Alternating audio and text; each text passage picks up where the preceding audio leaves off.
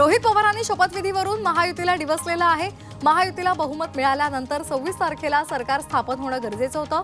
मात्र लग्नाची तारीख जवळ आणून नवरदेव हुंड्यासाठी रुसलेला आहे अशी टीका रोहित पवार यांनी केली आहे। मुख्यमंत्रीपदाचं नाव निश्चित असल्याची माहिती रावसाहेब दानवे यांनी दिलेली आहे। बॉसच्या सहीनंतर नाव समोर येईल असं ते म्हणाले। भाजपकडे आमदारांची संख्या जास्त आहे, त्यामुळे जास्त संख्या त्याची जास्त भागीदारी असंही त्यांनी म्हटलंय। मनसेचे नेते अविनाश जाधव यांनी जिल्हाध्यक्षपदाचा राजीनामा दिलाय। विधानसभा निवडणुकीमध्ये ठाणे आणि पालघरमधील पराभवाची जबाबदारी घेऊन आपण राजीनामा देत असल्याचं त्यांनी सांगितलंय। तर काम करताना माझ्याकडून कळत नकळत काही चूक झाली असल्यास मला माफ करावं असं पत्रही त्यांनी पाठवलंय। कांदिवली विधानसभेतून मुंबई काँग्रेसचे प्रतिनिधी सूरज सिंग ठाकूर यांना पक्षाकडून कारण दाखवा नोटीस बजावण्यात आलेली आहे। सूरज सिंग यांनी आरिफ नसीम खान यांच्या विरोधात काम केल्यामुळे त्यांना पक्षातून कारणे दाखवा नोटीस बजावण्यात आली आहे। या कारणे दाखवा नोटीसला सूरज सिंग ठाकूर यांनी पत्र लिहून उत्तर दिलं असून नसीम खान यांच्यावरही त्यांनी आरोप केला आहे। राष्ट्रवादी शरदचंद्र पवार पक्षातील नव्या नियुक्त्या जाहीर करण्यात आलेल्या आहे। गटनेतेपदी जितेंद्र आव्हाड यांची निवड करण्यात आलेली आहे। तर मुख्य प्रतोदपदी रोहित पाटील तर प्रतोदपदी उत्तम जानकर यांची नियुक्ती करण्यात आलेली आहे। जयंत पाटील यांनी पत्रकार परिषद घेत याची घोषणा केली आहे। शेवगाव पाथर्डीमध्ये राष्ट्रवादी शरदचंद्र पवार पक्षाचे पराभूत उमेदवार प्रताप ढाकणे यांनी मतदारांच्या जाहीर मेळाव्याचं आयोजन केलं होतं। मेळाव्याला आमदार रोहित पवार त्याचबरोबर खासदार निलेश लंके यांच्या पत्नी राणी लंकेही उपस्थित होत्या। चांदवडचे भाजपचे आमदार राहुल अहेर यांनी मेळावा घेऊन मतदारांचे आभार मानले। तिसऱ्यांदा त्यांना प्रचंड मतांनी निवडून दिल्याबद्दल मतदारांचा मेळावा घेतला। यावेळी त्यांनी मतदारसंघातील इतर विकास कामांसोबत सिंचनासाठी उपाययोजना राबवणार असल्याचं आश्वासन दिलं। पालघरमध्ये फेरमतमोजणीनं आपल्या मतांमध्ये कोणताही फरक पडणार नसल्याचं विक्रमगडचे भाजपचे आमदार हरिश्चंद्र भोये यांनी म्हटले। पराभूत उमेदवार सुनील भुसारा यांनी फेरमतमोजणीची मागणी करत निवडणूक विभागाकडे पैसे भरलेले आहेत, त्यावर हरिश्चंद्र भोये यांनी ही टीका केली आहे। नाशिकमध्ये सुहास कांदे यांचे नाशिक जिल्ह्याचे भावी पालकमंत्री असे बॅनर झळकलेले आहेत आणि त्यामुळे राजकीय वर्तुळात चर्चेला उधाण आलंय। जिल्ह्याच्या पालकमंत्रीपदासाठी छगन भुजबळ यांचं नाव सुद्धा अग्रस्थानी आहे। भुजबळांना शह देण्यासाठी कांदेंच्या समर्थकांकडून बॅनरबाजी करण्यात आली आहे। मतभेद विसरून आपण विकास कामांसाठी विरोधकांनाही सहकार्य करू असं वक्तव्य यवतमाळचे पराभूत भाजपचे उमेदवार मदन येरावार यांनी केलेलं आहे। सत्ता हे समाजसेवेचं साधन असून उपभोगाचे नाही असंही ते म्हणाले। श्रीवर्धन मतदारसंघाचे अपक्ष उमेदवार कृष्णा कोबनाक यांचं निधन झालेलं आहे। हृदयविकाराच्या झटक्यानं त्यांचं निधन झालंय। कोबनाक यांना निवडणुकीमध्ये 490 मतं मिळाली होती, तर आपल्याला केवळ 490 मतं मिळतात, हा ईव्हीएम मधील घोटाळा नाही का असा सवाल करत त्यांनी पोस्ट केली होती। घटत्या लोकसंख्येसंदर्भात सरसंघचालक मोहन भागवत यांनी चिंता व्यक्त केली आहे। लोकसभा वाढीचे दर 2.1 पेक्षा खाली गेले तर तो समाज नष्ट होतो असं भागवत म्हणाले आणि त्यासाठी त्यांनी लोकसंख्याशास्त्राचं उदाहरण सुद्धा दिलं। मुख्यमंत्रीपदाच्या निर्णयावरून आदित्य ठाकरे यांनी महायुतीवर टीका केली आहे। मुख्यमंत्री ठरवता न येणं, निकालानंतर आठवड्याहून अधिक काळ सरकार स्थापन करता न येणं हा महाराष्ट्राचा अपमान आहे। सरकार स्थापन करण्याचा दावा न करता, राज्यपालांसमोर बहुमत सिद्ध न करता शपथविधीची तारीख एकतर्फी जाहीर करणं हे शुद्ध अराजक असल्याची टीका आदित्य ठाकरे यांनी केली आहे। बंटी शेळके यांनी पुन्हा नाना पटोले यांच्यावर आरोप केलाय। नाना पटोले आरएसएसचे एजंट असल्याचा पुनरुच्चार त्यांनी केलेला आहे। नाना पटोले यांनी पक्ष संघटन कमजोर केलं असा आरोप बंटी शेळके यांनी केलाय।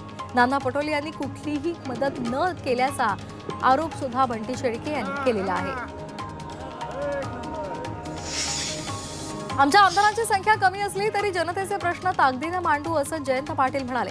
अतिरिक्त मतदानाची चौकशी झाली पाहिजे अशी मागणीही त्यांनी केली आहे। तसंच सर्व सोपस्कार आटपून सरकार लवकरच स्थापन सुरू करावं असं त्यांनी म्हटलेलं आहे।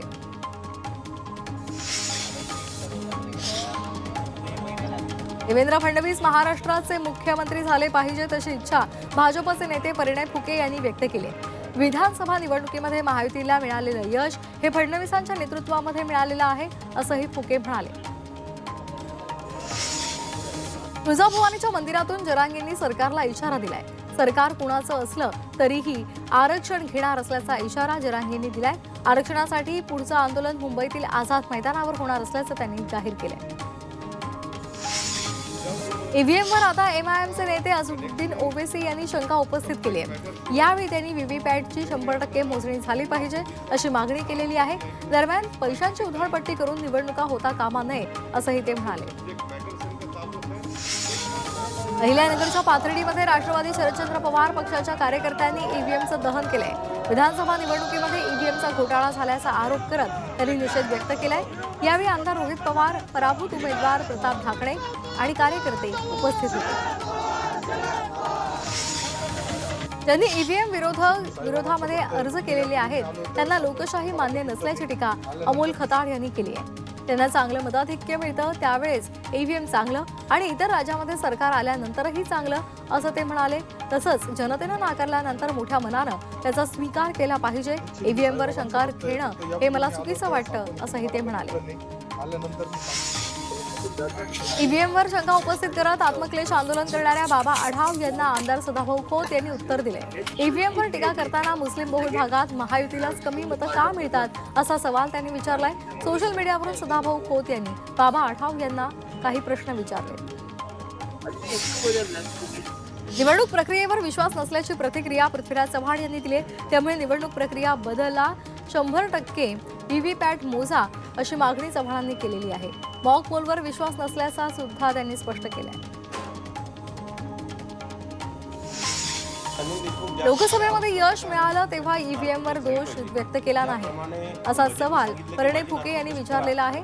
तसंच अनेक निवडणुका झाल्या मात्र विधानसभेमध्ये ईव्हीएम हॅक कसं होऊ शकतं असा आरोपही त्यांनी केला। महाराष्ट्र रेडिओलॉजिस्ट संघटनेच्या निवडणुकीमध्ये कल्याण IMAचे माजी अध्यक्ष डॉक्टर प्रशांत पाटील यांचा विजय झाला होता। कल्याणमध्ये झालेल्या 3 दिवसाच्या परिषदेच्या पदग्रहण कार्यक्रमामध्ये प्रशांत पाटील यांची अध्यक्षपदी नियुक्ती झाली आणि त्यांनी सूत्रही स्वीकारले। व्यावसायिक गॅस सिलेंडरच्या किमतीमध्ये वाढ झालेली आहे। 19 किलोच्या व्यावसायिक LPG गॅस सिलेंडर मागे 16 रुपये 52 पैशांची वाढ झालेली आहे। इंडियन ऑइल कॉर्पोरेशननं गॅसच्या किमती वाढवलेल्या आहेत। एका सिलेंडरची किंमत 1771 रुपये इतकी असेल। महापरिनिर्वाण दिनानिमित्तानं फलाट तिकिटावर तुर्तास बंदी घालण्यात आलेली आहे।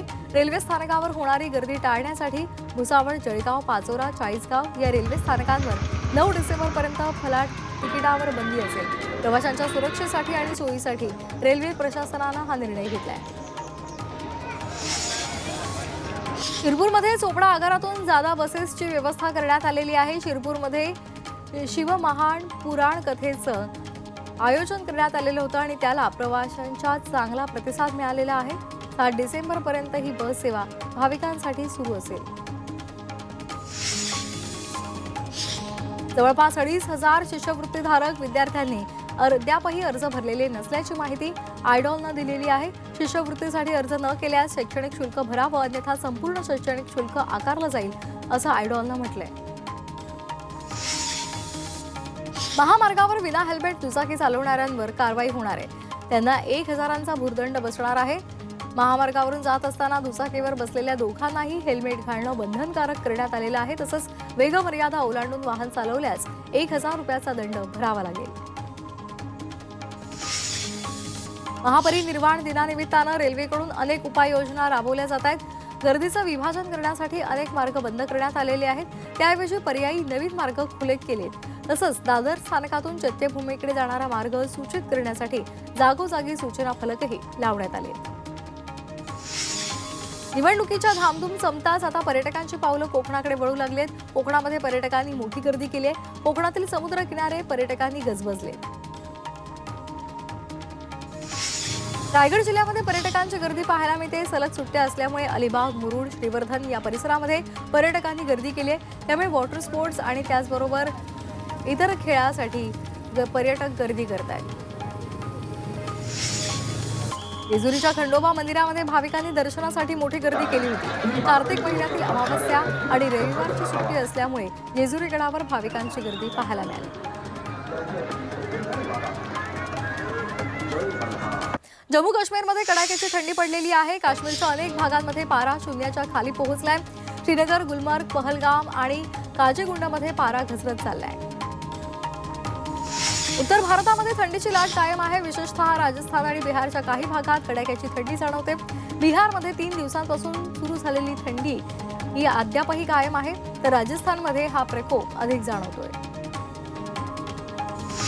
जळगाव जिल्ह्यामध्ये गतवर्षीच्या तुलनेत तापमानामध्ये 2.5 अंशांनी घट झाली आहे। जळगावमध्ये तापमान 9 अंश सेल्सिअसवर पोहोचले। तापमानामध्ये घट झाल्यामुळे वातावरणात मोठ्या प्रमाणात गारवा निर्माण झालाय।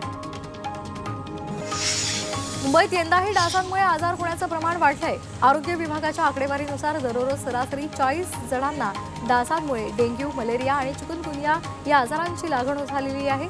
यामुळे स्वच्छतेची विशेष काळजी घेण्याचं आवाहन महापालिका करते।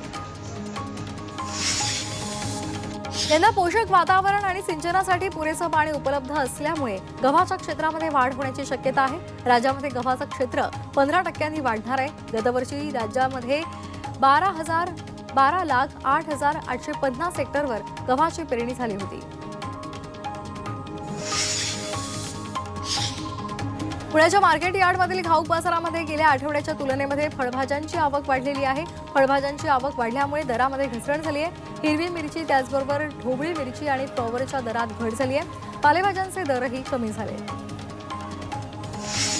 भंडारा कृषी विभागामध्ये कार्यरत कृषी पर्यवेक्षक गणेश शेंडे यांनी पारंपरिक धान शेतीला बगल देत भाजीपाल्याची लागवड केली।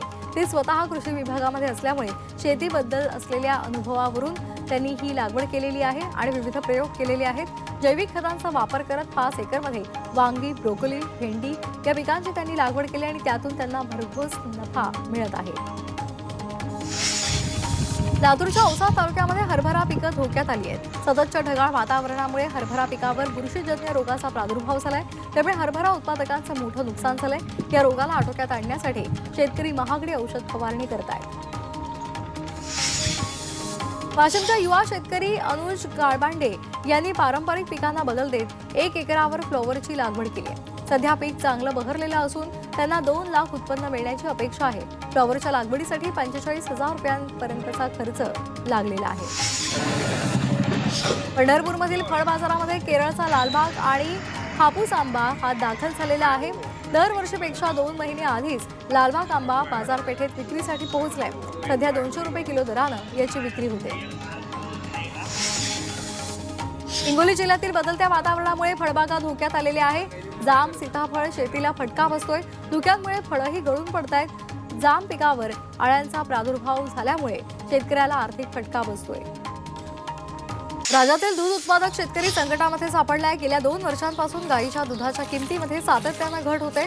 एकीकडे पशुखाद्याच्या किमतीमध्ये मोठ्या प्रमाणात वाढ होत असताना गाईच्या दुधाला 26 ते 27 रुपये प्रति लिटरचा भाव मिळतोय। शासनाकडून मिळणारं अनुदान सुद्धा बंद झालंय आणि त्यामुळे दूध उत्पादक शेतकरी आर्थिक संकटात सापडलाय।